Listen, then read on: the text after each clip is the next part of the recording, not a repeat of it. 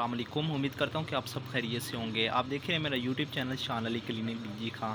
तो आपकी खिदमत में हाजिर है फार्मासिस्ट सगीर अब्बास। तो आज हम जिस टॉपिक पर बात करने जा रहे हैं वो है पॉलीफैक्स आई ऑइंटमेंट। ये किस लिए इस्तेमाल होती है और इसके क्या क्या फ़ायदे हैं, तो ये सब जानेंगे छोटी सी वीडियो में। तो मेरी छोटी सी वीडियो शुरू से लेकर एंड तक लाजमी देखें ताकि आप तक इन्फॉर्मेशन पहुँचे। तो पॉलीफैक्स एक आई ऑइंटमेंट होती है, एक स्किन ऑइंटमेंट होती है। ये दोनों डिफरेंट हैं।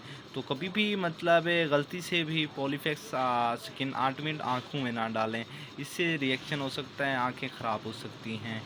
तो दोस्तों, पॉलीफैक्स आई ऑइंटमेंट किस लिए इस्तेमाल होती है?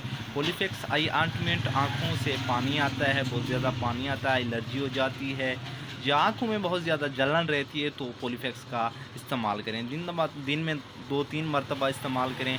आँखों से जो पानी आता है, एलर्जी है, जो जलन है, वो इंशाल्लाह ख़त्म हो जाएगी। तो ये जेएस कंपनी की प्रोडक्ट है जो ईज़िली आपको हर मेडिकल स्टोर से मिल जाएगी। तो दोस्तों, इसकी प्राइस की बात करते हैं।